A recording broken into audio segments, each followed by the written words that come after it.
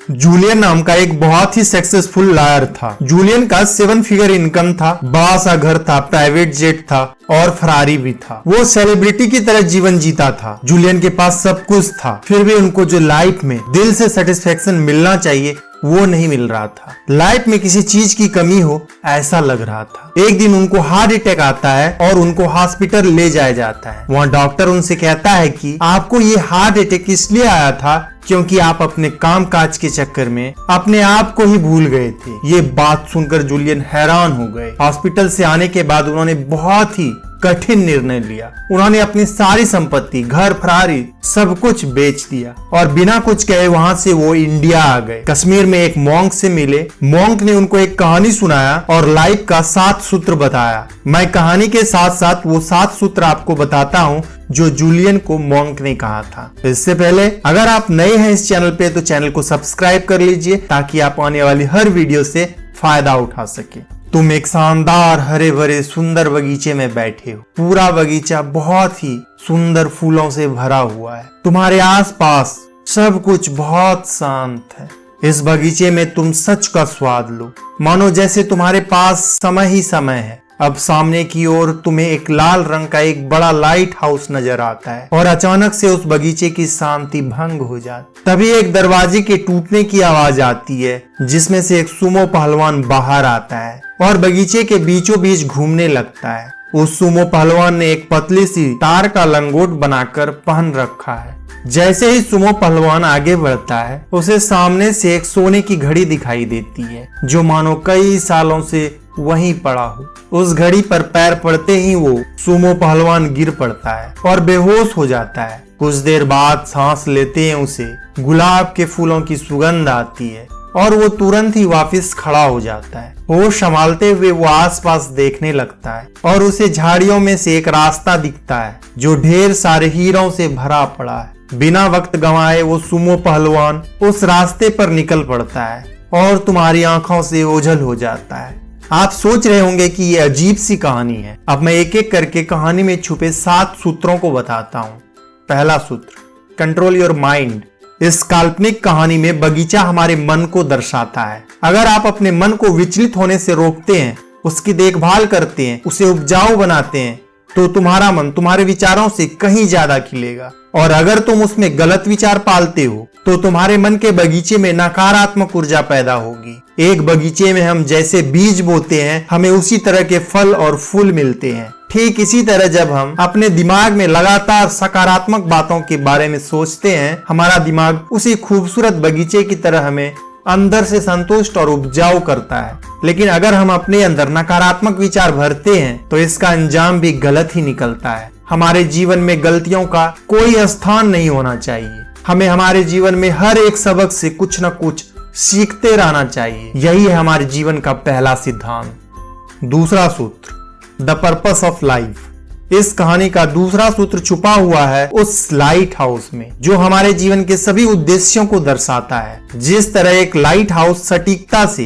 किसी भी नौका या जहाज को अपनी रोशनी से सही रास्ता दिखाता है, ठीक उसी तरह हमें भी अपने जीवन के लक्ष्यों और महत्वाकांक्षाओं की ओर सटीकता से बढ़ना चाहिए। उन्हें पूरी तरह से जानना ही हमारा सबसे पहला कर्तव्य है। भले ही इसमें देर लगे लेकिन एक ना एक दिन हम अपनी मंजिल तक पहुंच ही जाएंगे। हमें हमारे लक्ष्य की ओर बढ़ने के लिए एक जुनून की बहुत जरूरत होती है और उस जुनून को पाने के लिए हमें अपने अंदर आत्मशक्ति और धैर्य का निर्माण करना आना चाहिए। तीसरा सूत्र, remove your fears and face them. जिंदगी का वो तीसरा सिद्धांत कहानी में अजीब से दिखने वाले उस सुमो पहलवान केजे से जुड़ा है। केजे एक जापानी चिन्ह है जिसका मतलब होता है निरंतर सीखना और निरंतर सुधार करते रहना। एक सुमो पहलवान को अपनी खुराक के साथ साथ अपने अनुशासन का भी ख्याल रखना पड़ता है। ठीक इसी तरह हमें भी अपने जीवन में मेहनत के साथ साथ अनुशासन का भी ख्याल रखना चाहिए। हमें अपने मन को काबू में रखना भी आना चाहिए। हमें उसे अपने शरीर का एक अहम हिस्सा बना लेना होगा। कामयाबी हमेशा हमारे ही भीतर से आती है। हम अपने आप को, अपने विचारों को कैसे रखते हैं, कामयाबी उस पर निर्भर करती है। हमें हमारे मन और आत्मा को निरंतर शुद्ध करते रहना चाहिए। तुम्हारे सामने कई कठिनाइयां आएगी पर उनसे घबराने से उनका समाधान नहीं मिलेगा। जो व्यक्ति अपने डर पर काबू पा लेता है वो अपने जीवन में कभी असफल नहीं होता। चौथा सूत्र, लिव विद डिसिप्लिन। फोर्थ सिद्धांत समझ आता है उस सुमो पहलवान के लंगोट में। जी हाँ, वो लंगोट जो पतले तार से बनी हुई थी। कोई भी तार ढेर सारे पतले तारों को जोड़कर बनती है। भले ही पतली तारें अपने आप में कमजोर हो, लेकिन साथ मिलने पर ये एक मजबूत तार बनती है। ठीक इसी तरह हमारे जीवन में वो बहुत सारी छोटी लेकिन अच्छी आदतें होती है जिन पर अक्सर हम ज्यादा ध्यान नहीं देते, लेकिन ये सभी साथ मिलकर एक बड़ा फर्क लाती है। फिर चाहे वो सुबह जल्दी उठना हो या फिर पौष्टिक खाना खाना हो, ये सभी आदतें भले ही ज्यादा बड़ी ना लगती हो, लेकिन एक लंबे समय के बाद यही चीजें आपको एक बेहतर इंसान बनाती है और आपकी सफलता तय करती है। अपने अंदर हमेशा एक सकारात्मक इच्छा शक्ति का संचार बनाए रखें, जिससे आत्मा हमेशा शीतल बनी रहेगी। पांचवा सूत्र, रिस्पेक्ट योर टाइम। इस कहानी का पांचवा सिद्धांत उस सोने की घड़ी से जुड़ा हुआ है जिसे उठाते वक्त सुमो पहलवान गिर जाता है। आप समझ ही गए होंगे कि ये घड़ी हमारे जीवन के समय को दर्शाती है। अमीर हो या गरीब, सभी के पास हर रोज 24 घंटे होते हैं। हमें से बहुत से लोग ऐसे होते हैं जिन्हें बेवजह काम टालने की आदत होती है। ये सरासर वक्त की बर्बादी है। समय का ध्यान रखने का मतलब ये नहीं कि हम हर वक्त काम ही काम करें, लेकिन अपने काम, सामाजिक जिंदगी और परिवार के बीच इस समय का एक अच्छा संतुलन बनाएं, क्योंकि हर सफल इंसान उसी 24 घंटे में वो सब कुछ कर लेता है जिसके बारे में हम सिर्फ सोचते ही रहते हैं। एक बार समय हमारे हाथ से फिसल गया तो वापस कभी लौट कर नहीं आने वाला। इसलिए हमें समय का सम्मान करते हुए, उसका आदर करते हुए उसका हमेशा पालन करना आना चाहिए। छठा सूत्र, हेल्प अदर पीपल। छठा सिद्धांत जुड़ा हुआ है गुलाब के फूल से, जिसे सुनकर उस पहलवान को होश आया था। एक मशहूर चीनी कहावत है कि जो लोग दूसरों को फूल देते हैं, अक्सर उसके हाथों में फूलों की खुशबू रह जाती है, और यही खुशबू दर्शाती है एक सामाजिक कारण को। भले आप कितने भी अमीर क्यों ना हो, दूसरों की मदद करने से जो सुकून मिलता है उसकी कीमत आप नहीं लगा सकते। यदि आपको भी यही सुख चाहिए तो दूसरों की मदद करना सीख लीजिए। एक मशहूर कहावत है, कर भला तो हो भला। ये कहावत इस सिद्धांत को दर्शाती है, हमें अच्छाई का काम कभी छोड़ना नहीं चाहिए और किसी अच्छे काम के बदले अच्छे फल की उम्मीद नहीं करनी चाहिए। हमें बिना किसी स्वार्थ के भलाई का काम करना चाहिए, तभी हमारे अंतर आत्मा को जो खुशी मिलेगी उसे हम चंद शब्दों में बयान नहीं कर सकते। सातवां और अंतिम सूत्र, enjoy every moment of your life. जीवन का सातवां सिद्धांत जुड़ा हुआ है कहानी के नायक के रास्ते से।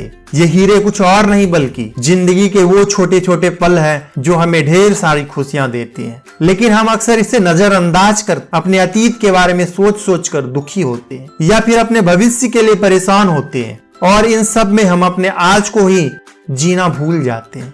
फिर चाहे वो अपने परिवार के साथ समय बिताना हो या अपने बच्चों के साथ खेलना या फिर किसी दोस्त के साथ एक कप चाय पीना, ये सभी हसीन पल हमारे जीवन में उन अनमोल हीरों की तरह होते हैं जिन्हें हमें संभाल कर रखना चाहिए। कामयाबी के लिए कभी भी अपनी खुशियों का गला मत घोटना। जिस रास्ते पर तुम चल रहे हो, जीवन के उसी रास्ते पर चलते चलते तुम्हें अपनी खुशियों का एहसास जरूर होगा, क्योंकि खुशियां ढूंढने से नहीं मिलती, बल्कि हर छोटी छोटी चीज में इस खूबसूरत एहसास का आनंद लिया जा सकता है। दोस्तों, ये थी the monk who sold his Ferrari की समरी।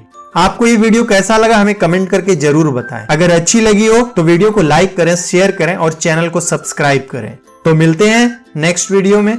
Thanks for watching.